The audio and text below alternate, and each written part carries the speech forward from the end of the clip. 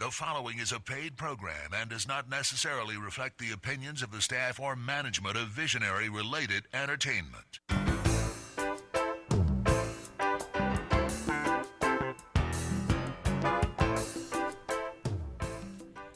Aloha and welcome to Maui Nonprofit Notes. Now in our 10th year of broadcasting each week, we continue talking story with Maui's nonprofit executive directors and their staff to find out how they're working to support the needs within our community. Maui Nonprofit Notes is generously sponsored by Pacific Source. If you're building or remodeling a home, please stop by Pacific Source's Cabinet and Appliance Showroom located in the Waikapu Bayshard. I'm Susie Tiemann, Executive Director of Lokahi Pacific, and your host for Maui Nonprofit Notes. During this hour, we share some of the experiences of our nonprofit agencies and just how they're changing lives, changing communities, and creating miracles of hope for those with need. Today, we start the show with Rich Youst. I was going to say Rutch Youst. Yeah, I've been called worse things. Have you? Yeah. Okay. Rich Youst, who is the Executive Director of the Maui Food Bank. And we have you on a couple times a year because you've got certain times when you have special needs. And this is one of the big times. Well, we're heading into spring, and that's a big time for us. That's when we go into our whole spring food drive season, and we have things like our annual spring food drive, which will be at 17 stores, and that's the midweek in April on a Saturday. Rotary clubs help us out, and a lot of other community groups help us out and be in front of those stores and help collect some food that's needed. The other thing we have coming up, which is our biggest annual event, is in May, and that's the National Letter Carriers Food Drive, and that's where you leave a bag or a box. Is it that time again already? It's coming up before you know it. Oh my God! Seems like we just did that. Hey, we were already looking at our winter schedule, but we got to get through. We got to get through spring first, but. No, that National Letter Carriers, that's 50,000 pounds of food that comes in one day.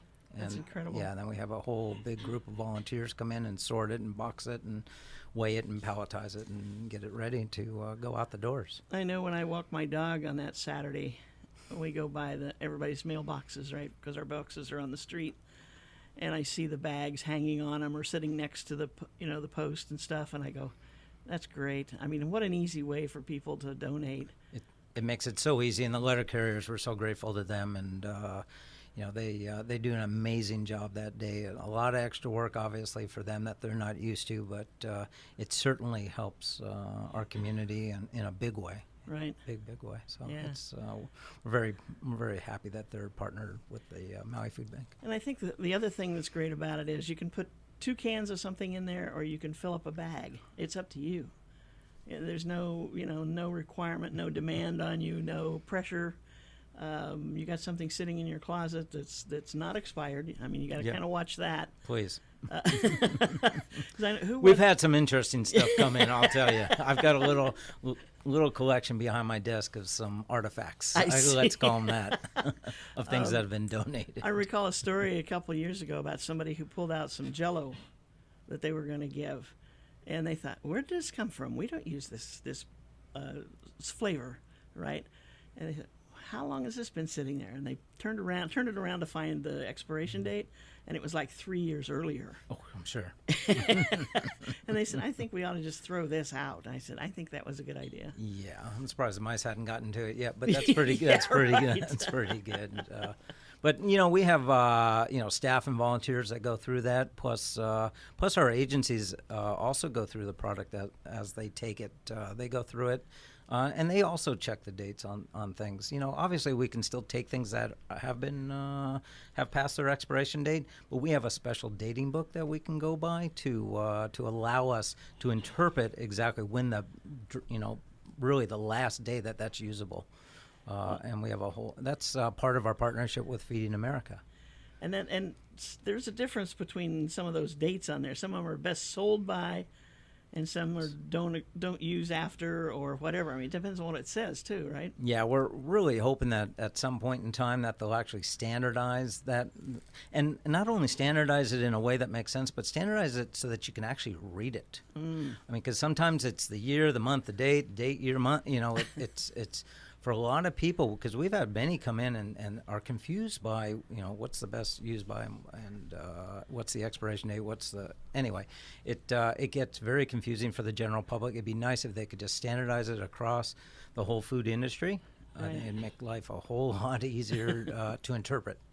Now, traditionally, do canned goods last longer than dried things, or Always. always? Yeah. Canned goods typically will last.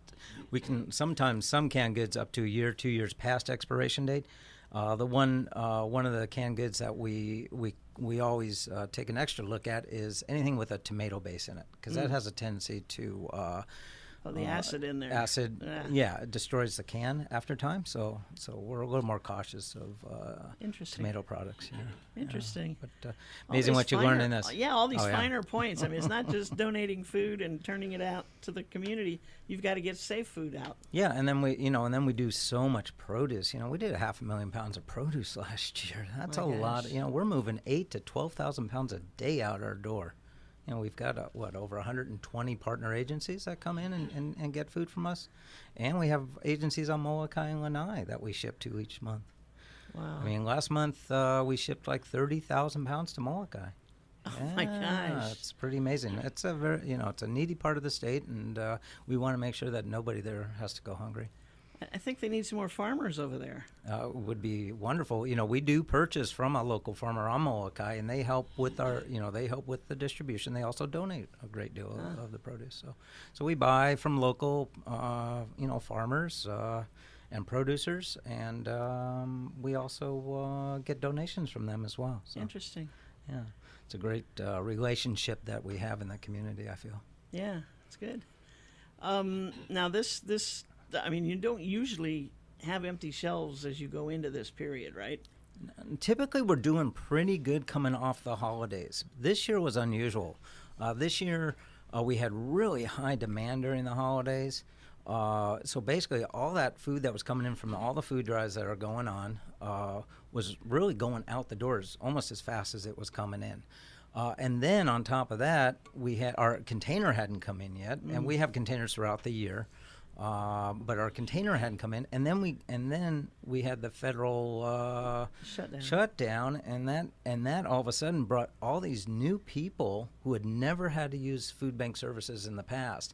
Were coming directly to the food bank, or they were going to one of the agencies asking for help. And sure enough, we were doing distributions at the airport. We were doing distributions at the Union Hall to people we've never seen before.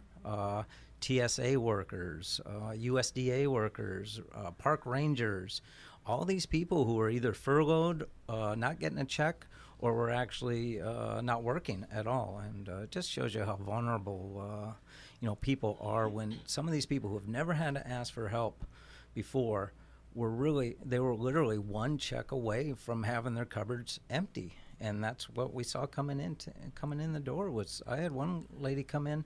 She had 2 kids. She worked for TSA. She says, I've never had to do this before in my life. She says, I'm so embarrassed. I said, don't be embarrassed.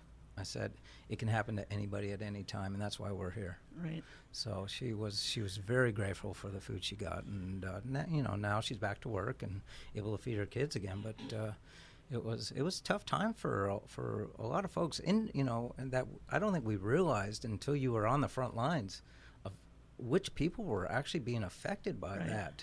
And it was primarily, you were talking about the people who were in the lower positions, the more, not really entry level, but the lower. We had supervisors coming in. Really? Oh yeah.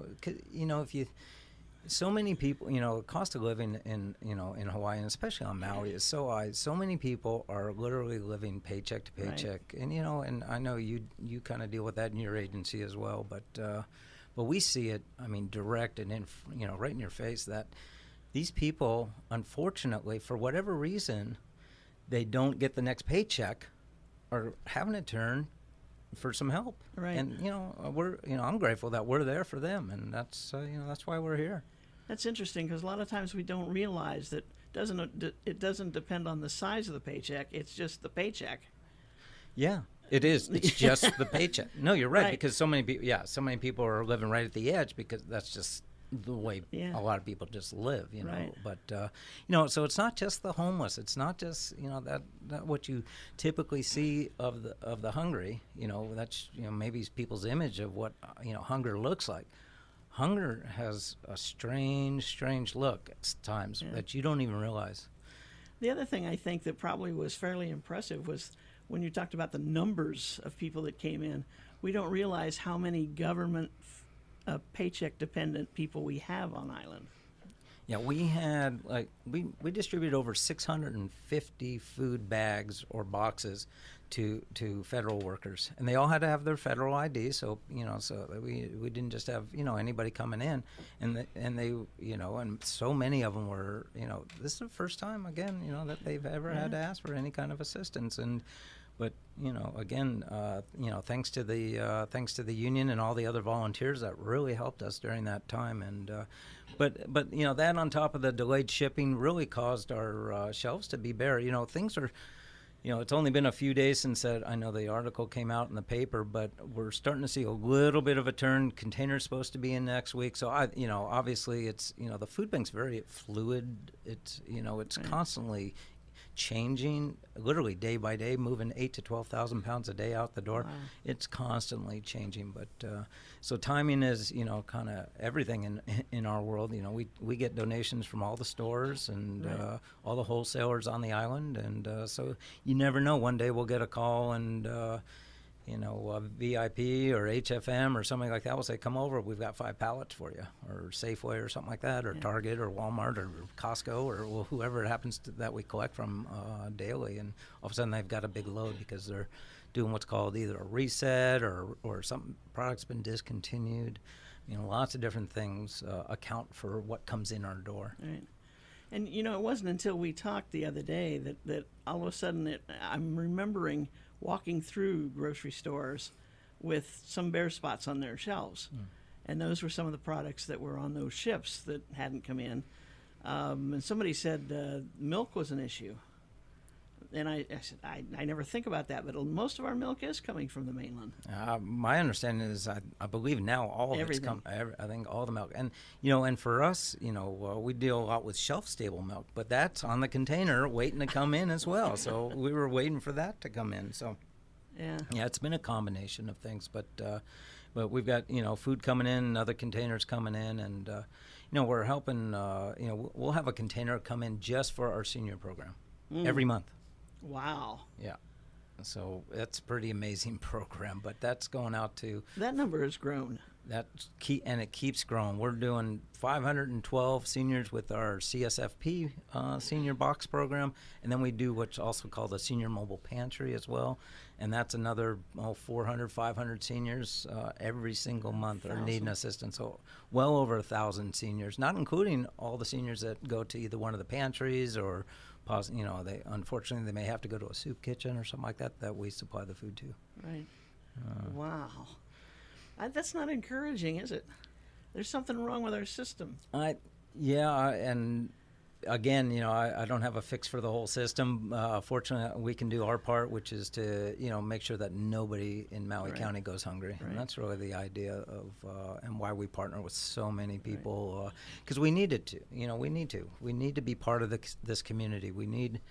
We need our tentacles, so to speak, in every little corner on not only Maui but also on Molokai and Lanai as well, and having so many partner agencies and programs and that sort of thing, it really allows us to make sure that we don't leave any I don't know about stone unturned, but some term that to make sure that just absolutely nobody has to go without something that is so that should be just basic. Basic, yeah. It's just part of your. Yeah, it's like air. Yeah. Food should be available to you. Yeah. Yeah. Wow. I remember the time when a lot of emphasis was put on the school children, that the food that goes, you've got that backpack buddies, Our backpack buddies. and you've got some other things that go on in the school. Eating in the school is a big thing. And when there's no school, of course, they don't have anything to eat, and that's where the buddies came in. And that was like a real focus. But I'm hearing you say that it's like there's a focus on every age group There's now. absolutely a focus on every age group, and the working class people as well. You've got working poor, and Right. that's that middle segment. We've got the children, we've got children of the working poor, we've got and then we have obviously the seniors as well, and then everything in between. But and so trying to keep enough food coming in on a consistent basis is obviously always a challenge. That's why we were years ago only doing 12 food drives a year. Now we do close to 1,000 food drives a year. Oh my goodness! Yeah, that's community involvement. That's Oh. businesses, churches, Right. places of worship. But the backpack program is a fantastic program. We've got 21 schools now, over 600 children every week get a backpack filled with food so that they have at least something that they can eat over the weekend. Right. We got to take a short break, and we'll be right back. Aloha from Pacific Source, and thank you for your support over the years. Pacific Source has offered more of what builders and homeowners value most in building materials and cabinet design. We've done this by offering superior customer service and products, as well as by designing kitchens and baths that are intelligent and elegant while staying true to your vision and budget. Visit our showroom in Waikapu in Central Maui, where we display a variety of cabinets as well as top-name appliances like Sub-Zero, Wolf, Viking, KitchenAid, and more. We display countertops, tile and wood flooring, and several brands of windows and doors, including Fleetwood multi-slides and La Cantina folding doors. Come in and talk to our designers about making your dreams become a reality. From concept to completion, we really believe our attention to detail and superior service are what sets us apart. Let us show you what we mean. We are a Pacific Source at 515 East Oahe Way in the Consolidated Base Yard in Waikapu, just off Waiko Road. Call us at 986-0380. That's 986-0380, or look us up online at packsource.com.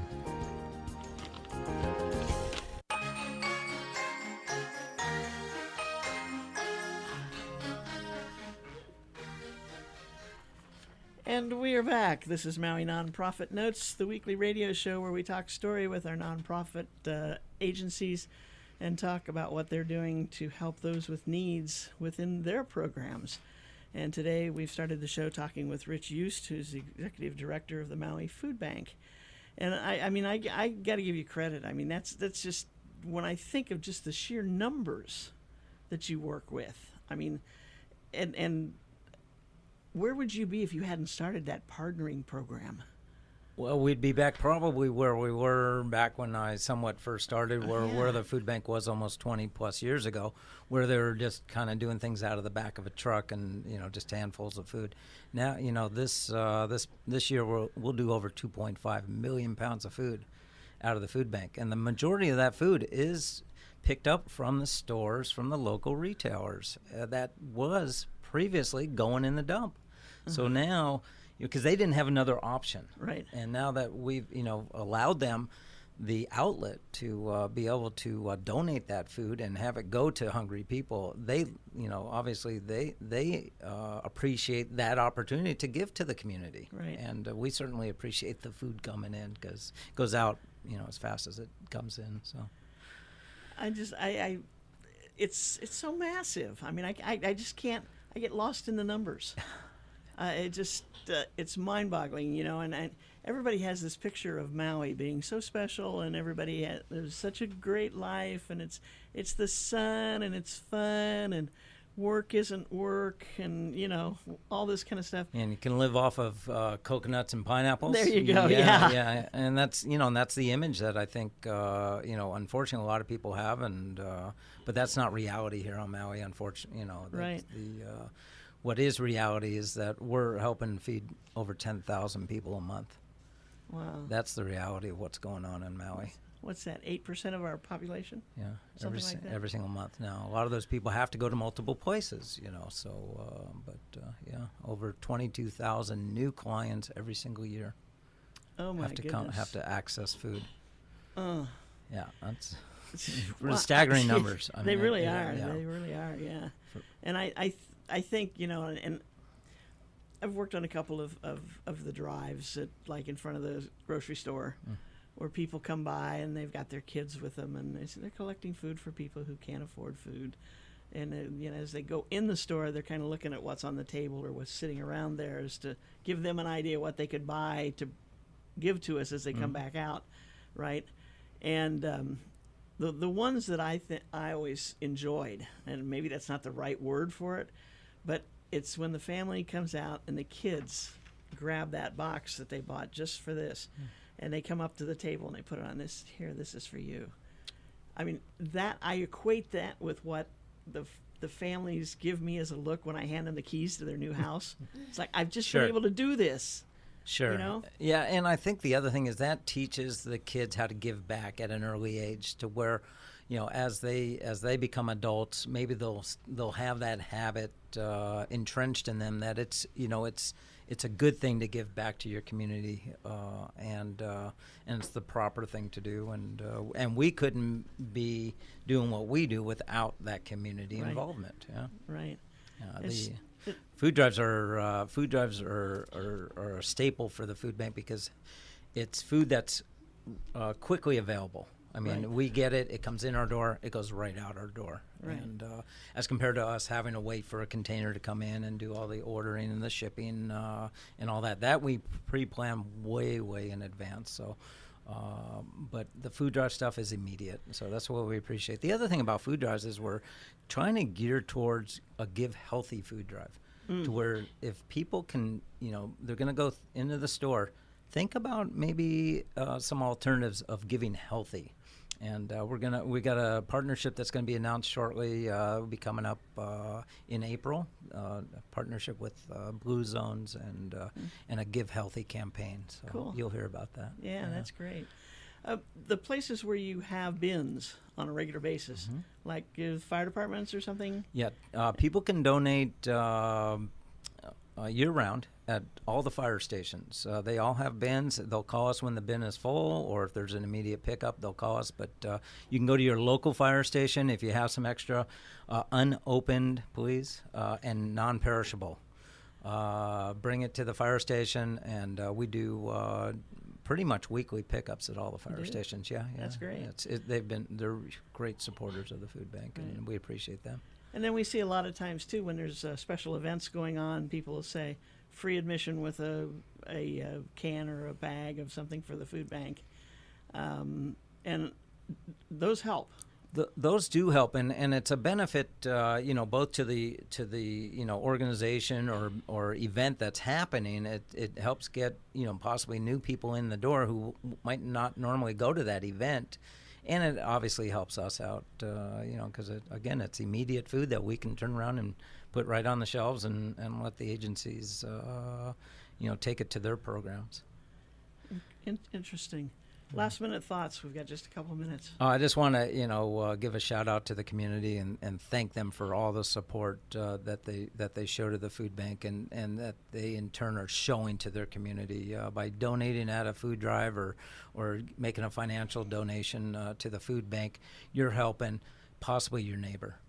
And you may not know it, but that neighbor might be hungry. That's a good point. Yeah, and if anybody needs more information, they can call us at 243-9500, or they can call 243-9500.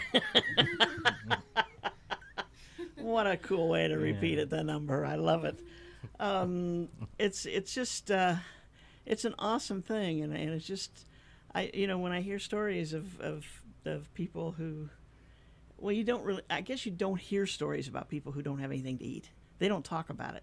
Typically not. No, it's hunger is one of those kinds of one of our hidden problems. Yeah, and and the person sitting across from you may not know it, but they may be hungry. Yeah. Yeah. Interesting. And they're probably not going to tell you. Yeah, standing in the elevator with you, standing in line in front of you, whatever the case might be. Walking on, yeah. Yeah, or sitting in the car next to you.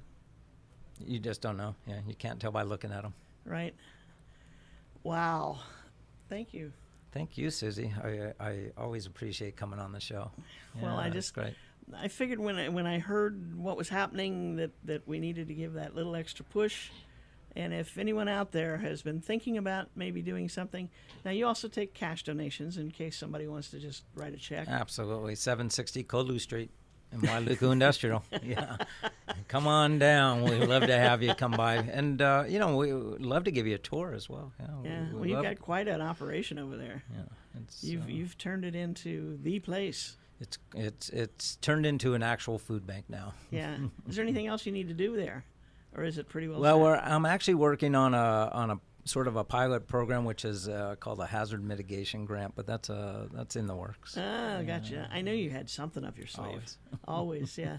Rich, thank you for being here. Thanks, Susie. And to everybody out there listening, please, if you can, do put a can of something in one of those drop boxes or two. And then, of course, when the mail folks come by on that Saturday. That's in March? It's in May. April. That's in May. That one's in May. In May, okay. Be sure and they still give out the bags to just all you gotta do is fill them. Yeah. And if you don't have a bag, just set some food by your.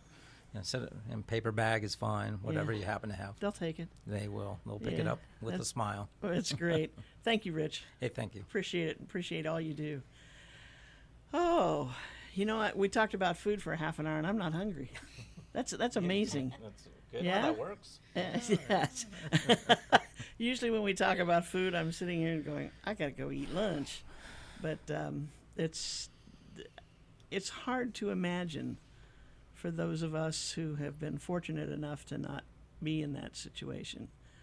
But you're right. I mean, it could happen to any of us very easily as we face each day. And we're going to shift gears now. We're going to talk with somebody from the Hawaii Nature Center here on Maui. Jian, how you doing?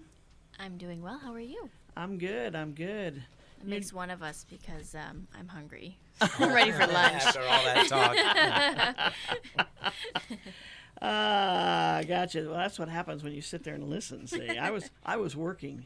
Yeah. What a great agency, though. Oh, it sure is. It sure is. And the things you're doing, you've brought that place back to life. We're working on it, that's for sure. We've got 28 sign-ups for our Spring Nature Adventure Camp, so that's really exciting. It's really great to just kind of breathe a breath of fresh air back into Iao Valley and that space. Yeah. Mm-hmm. Now that's grade school age, right? Yes, so it's 6 to 11-year-olds.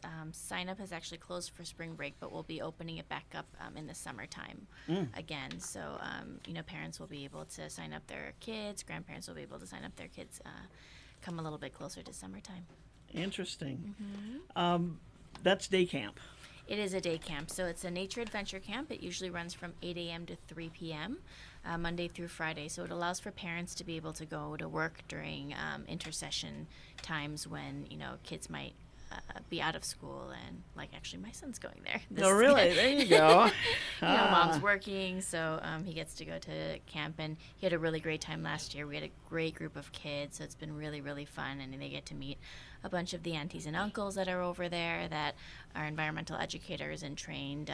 We've been focusing on recycling. Maui County was really, really generous with recycling a sustainability grant to be able to support actually Title I kids and other Maui kids to come for free. It's subsidized by Maui County. Oh, cool. So we're really lucky. And then we've got fee-for-service, too, for parents who are not, whose children are not at Title I schools. So my son came home this past winter and said, Mom, do you know that there's more microplastics than plankton in the ocean? And I said, well, dear, I did not. So he's 7. He's 7 and he's right 7, there. yes. So wow. They're definitely teaching and learning. And so it's a great opportunity for them to have a really good and fun time while they also are learning in the process. And now do these kids come from all over the island? They do. Most of them, I think, have probably parents and grandparents and others that are kind of close enough to be able to, they work in town or something like that. We are looking at the possibility of being able to expand to the west side or up country.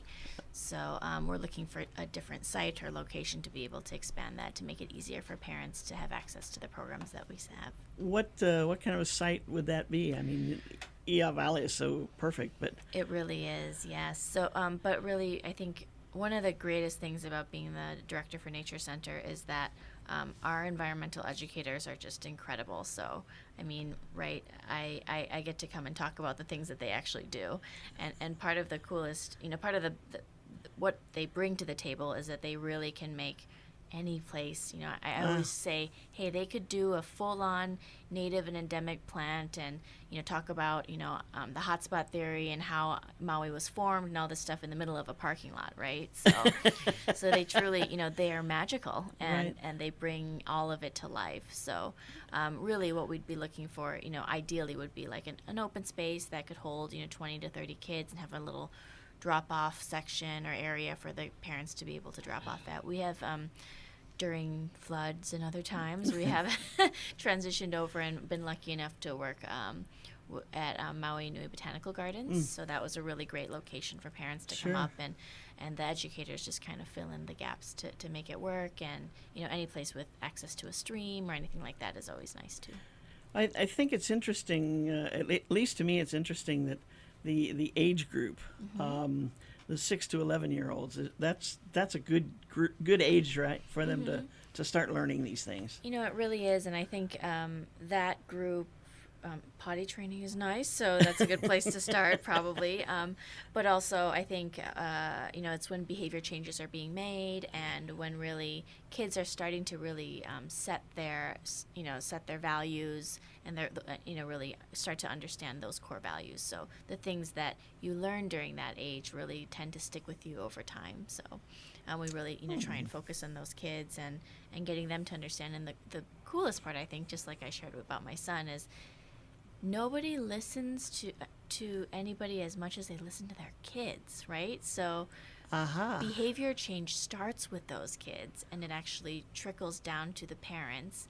And really, that's what, my son scolds me if I bring a water bottle anymore, like a plastic water bottle. I get full on scolded, right?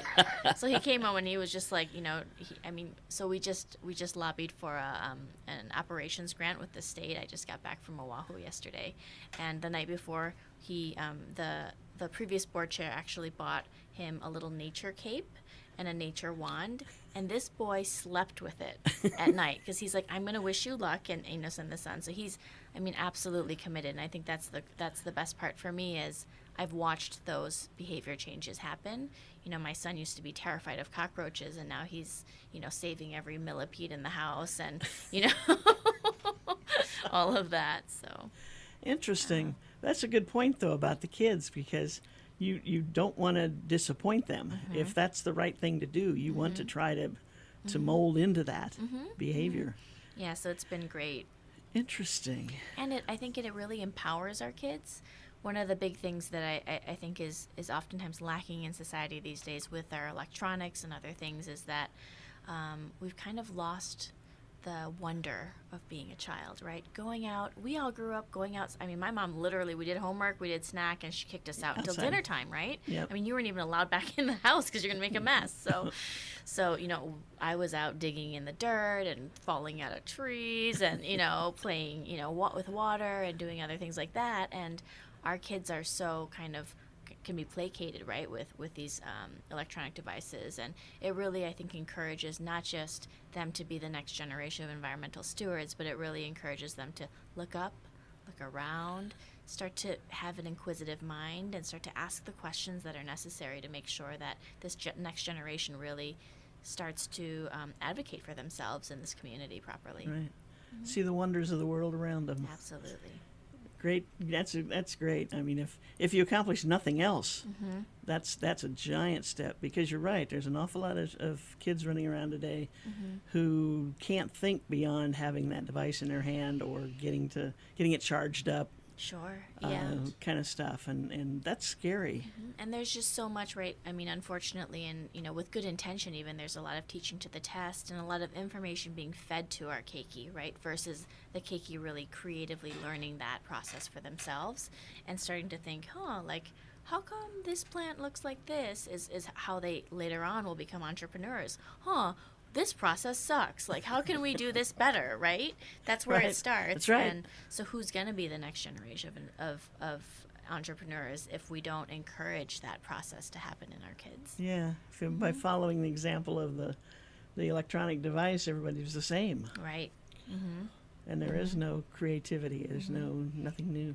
And then the patience, right? I think that's like for my 7-year-old, I love the fact that this program allows for my son to learn to be patient, delayed gratification, right? It's like all these kids are like, now, Right. need this now, right? And it's like, wait a minute, if you take a minute and wait for the fish to come up and then you scoop the net through, you're going to catch something, right? Versus like, whoosh, making a big mess.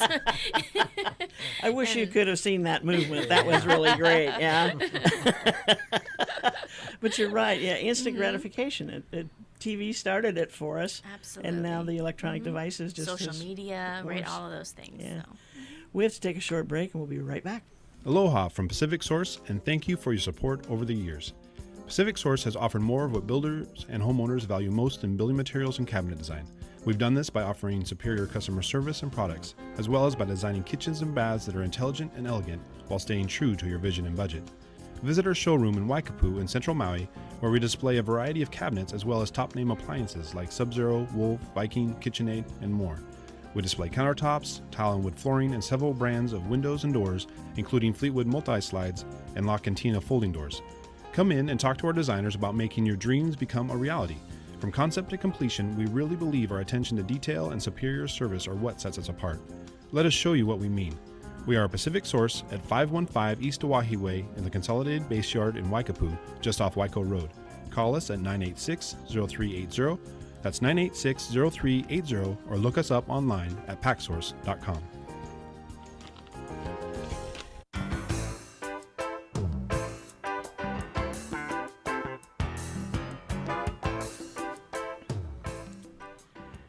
And we're back. This is Maui Nonprofit Notes, the weekly radio show where we talk about what's going on in our nonprofit world. And for the second half of the show today, we're talking with Ji-Yun Lee, who is the executive director of the Hawaii Nature Center on Maui. I'm so fascinated by what we talked about in the first 10 minutes. I keep seeing this. I mean, I've never met your son, I don't think. Have I? Not yet. And not yet. Oh, okay. But I have this image of him coming in and saying something like that to you about, recycling or doing this or that. No more plastic water bottles and so on and so forth. And I think, what an image I'm getting with that. Powerful. You're right. I mean, from the kids. And I think what I see is a sense of confidence that's building, right? So it's really, and I honestly don't think I realized that going into this position and working for the Nature Center, how many of these values are truly, our culture and our society's core values. So he's learning to be able to speak for himself, to be brave, to be able to share information, to be able to stand up, for himself and share what he knows and his knowledge with his peers and his parents and everybody else, right? So. Wow, when he gets to be in high Watch school, out. watch out. Woo! I see a real leader coming there, huh? That's just. I mean, it's terrific because you're right. I mean, they've got to get their noses out of the electronic devices. I don't care who you are. It's just I see too much of it. It's true. And it starts younger and younger.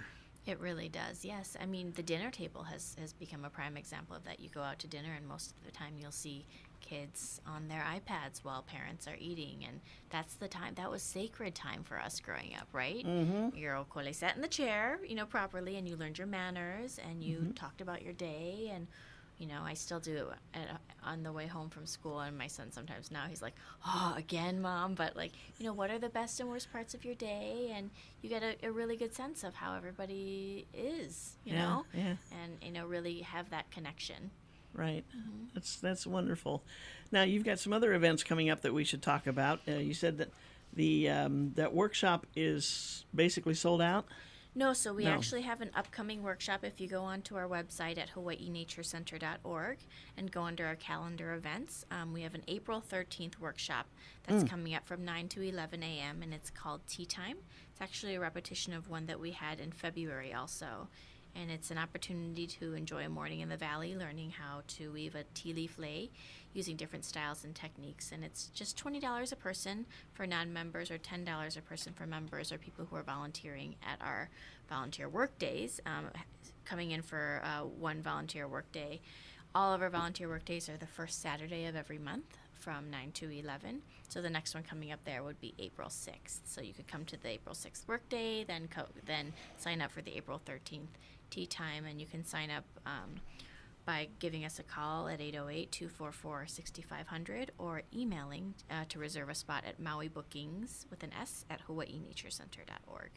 Great. Now this is for ages 6 and up. It says, but families welcome. So you can bring mom with you, and she can sit in on the workshop. Yes, it's great. It's a lot of fun. Oh, cool. Interesting. Tea leaf lei.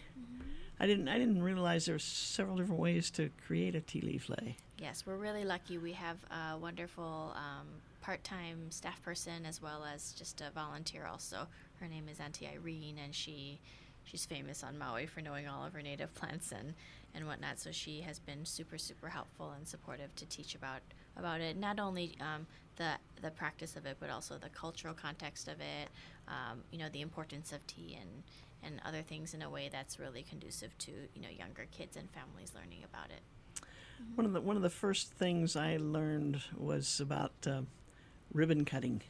When somebody has a new building or a new house or whatever, and they say they're going to cut the ribbon and open the front door, kind of thing, and people would put out a lei, and that's usually miley instead of tea leaf, but it's like people just keep saying that they're going to cut the lei, and I go, no, you untie it, you don't cut it, right? It's true, yeah.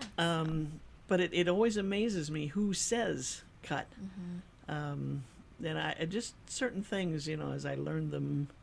In the 40 years that I've been here, it's intrigued me, and of course the tea leaf lei intrigues me as well, and the different things you can weave into it, right? Absolutely, yes. Interesting. What's new and different up at the Valley? We're just busy. We have a really, really great team who is working to prepare for our spring break camp, which is coming up, March 18th week. So we're preparing for 28 kids. It's the most we've ever had. Oh, so really? We'll see how it goes.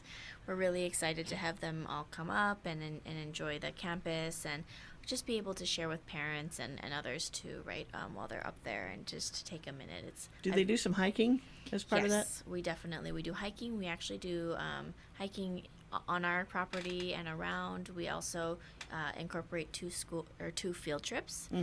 So we've been very lucky where Maui Economic Opportunities has supported us in providing transportation. So last time we went to Maui Tropical Plantation, as well as Maui Disposal's recycling plant. Oh, out in Kihei. So Yeah. we collected all of the recycling that from the parents and the kids and the families that attended our nature camp, and then we took it over there, and then they got to see the recycling and gave us a tour and stuff. So those kinds of partnerships we're really, really, really blessed to have the opportunity to be able to share, with other businesses and other companies that are, truly, really supportive of the work that we do to raise our kids, because it takes a village, right? Right. That when you do now, that's that same age group, right? 6 to 11. 6 to 11, correct. Is there some reason that's kind of your primary age group that you work with? What we find is that with that age group, it's a little bit easier to keep them in one group if needed. Whereas, kind of if you go younger than that or older than that, then you need to start splitting up the groups a little bit more, and the curriculum changes. And obviously we do a lot of adaptations, and normally when we split out into smaller groups with that group, we'll split it up based on age so that we make sure that happens. But yeah, that's generally, why it's been like that, overall. I see. Interesting. Well, I mean, it's a great age group. It's They're fun. they really are. Because at six, they've just started school, and so the opportunity of learning is just being opened up to them. Right. And by the time they're 11, they've kind of gotten into the thing and are expecting something. Yes, definitely. I have a great story for you recently. So our amazing program coordinator, who's going to be coming on the show in the next few months, Kapua, she was telling me this story. So one of the fall or the winter break camp kids, one of the things that the the educators did was they did a challenge, a waste-free lunch challenge. So I heard about it too. So my son came home and he's like, I cannot have any waste in my entire lunch because I need to come and I need to win this challenge, right? And with all these kids. So I heard it from all the other parents and the grandparents, right? So all the, everyone's, scrambling to make it happen. And so I guess a couple weeks ago, one of the kids from our camp came to Nature Center for his school field trip, because one of our primary things that we do is elementary school field trips, and we do community programs that you can sign up for and whatnot. So he came and he told his entire class how much rubbish and how much plastic that they're using, and that they need to look at his lunch and model after him. And he just, he became just this like ambassador for recycling, reusing, and reducing and refusing. And Kapua said that she had to actually like pull him aside and say, just be a little bit gentler with your words. Right? But I mean, that confidence, like I said, Right. and then being able to share that with his colleagues and his fellow students. Can you give me an example of what typically could be replaced to create just one item or something in that waste-free lunch? So one of the things that I've just incorporated into our regular thing is the wax paper wrappers. So wraps. So instead of like the melee wraps or other things like that, so instead of using like Ziplocs or other things, using those to kind of wrap up your sandwich or other things. So that's something that we just newly incorporated in. And then, there's lots of things. Instead of using plastic bags and Ziplocs, using a sandwich Tupperware works. They have like the small little hydro flasks that you can use instead of a juice box. That works really well. And then, what we always talk about is great, apples and bananas and oranges that kind of already come pre-wrapped, right? Yeah. And then we have a worm bin, so you can, take those and watch the worms eat them and, create compost and other things. So Okay. I know I used to be, so I'll tell you a secret. I used to be terrified of worms before I started the Nature Center. Don't tell anybody. Don't tell anybody, right? You didn't hear that. You didn't hear it, yeah. Yeah. But I've gotten to, we've become friends. You understand the worms them and I now. have become friends Yeah. now, and most of it was to teach my son, right, to not be afraid. So it's been a learning experience for all of us. There you go. There you go. So basically, you're replacing the things that, like wax paper, is used once and tossed. But a baggie or whatever, those kinds of things can be washed and reused. So that's makes it waste. When she first said waste free, I was spelling it WAIST, and I thought, what kind of a dietary lunches are we talking about? But that's just me, because that's kind of on my mind somewhat. But that's great. Maybe that helps that too. I don't know. Yeah, it definitely goes along the lines of, the importance of having, nutritious food, like at the food bank. Like and Rich things was talking like about, Rich was yeah. talking about, yes. It's it's funny how we get these images, yeah. I'm not going to ask the audience out there what you thought of when she said waste free. New term for diet. So what? Now things have been rebuilt and everything is. I hesitate to say that. I knock on wood as I say that. So that everything's in pristine condition again, or Well, almost. So we last legislative session, we were lucky enough to get some, almost $500,000 budgeted to do a capital improvement project in Eau Valley on our property. So we've been working on preparing for that to get released. That takes a little bit of time, as Right. you know, I'm sure. Right. So we're working on that. We definitely still have a lot of work ahead of us, and kind of what my primary focus has been is to look at partnerships and seeing how we can utilize and maximize the property for our community, but also taking a look at seeing, hey, what caused, the runoff in that direction, and how are we going to make sure that we're not fixing stuff to then have it all kind of happen again, right, on a whole. So, Yeah. So in that process, it does take a little bit of time, and there's a lot of different agencies and entities involved, but we've been really lucky, and we have a really great group of people actually in both valleys, in Makiki and in Yao. Right. Our valleys are filled with really supportive, nonprofits and families and, government agencies and others that have just been, overall super supportive of the work that needs to get done. Right. Now, if somebody comes up and parks in your parking lot and wants to hike back to the Needle, right? Mm-hmm. How long a walk is that, roughly? So, unfortunately, you can't park in our parking lot and go there anymore because the bridge that so the bridge that used to be there, it's also private property, technically speaking. So, so we don't encourage that, but you can drive up to the Needle. On up. You can drive up to the Needle and actually going past your place. Going past our place. So you'll pass our place on the left and keep driving up to the state park up at the top. Right. And then there's some beautiful, places to hold up there. Yeah, I know it's gorgeous back in there. Mm-hmm, yeah, and I mean, I think another part of it is because that bridge isn't there anymore. If a lot of, people and visitors and locals alike have been kind of going through the stream. But then with the flash floods and this time of year and other things, I literally, when was this? Fall break. Right before fall break, it was a Sunday, we had the fire department helicopter land on our septic tank because they had to go and rescue all these people across the street. Oh my gosh. So it is really dangerous more than anything, right? Oh wow, So just to be mindful of the weather because always looks different, Right, and it can be just fine where you are, but the water's way up above, and once it starts coming down, it's no mercy. Exactly. Oh, and I'm getting the high sign. One last comment. What do you want to tell everybody? We're just grateful, and any support would be helpful. We have a May Gala coming up, May 24th. It's actually on Oahu. Great time to go shopping and check us out and check out our gala at the Pacific Club. And we're super supportive of being a part of the community with everybody. Cool. Thank you, Gian. Thank you. That's the Hawaii Nature Center here on Maui and all the activities going on up there. And it's virtually you can go any time, any day, right? So we have specific programs that are set up. So most of it, we are available. We have birthday parties and other things, but most of it's all sign up. So the best thing to do is to call us or email us at mauibookings@hawaiinaturecenter.org to plan a trip up or plan an event or anything like that. Terrific. Thank you very much. Thank you. Okay. Maui Nonprofit Notes is sponsored as a community service by Pacific Source, the builder's choice.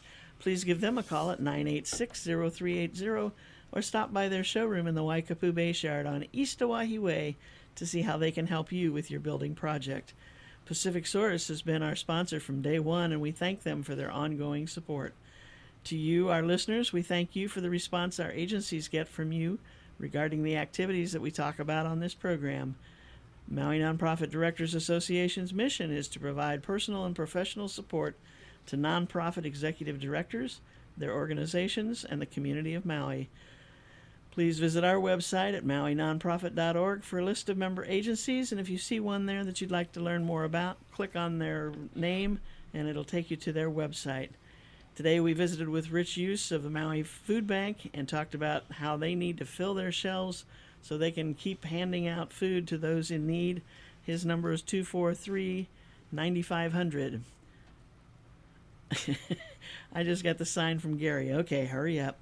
And the second half of the show, we talked with Ji-Yun Lee, who is the executive director of the Hawaii Nature Center, and you can give her a call at 244-6500.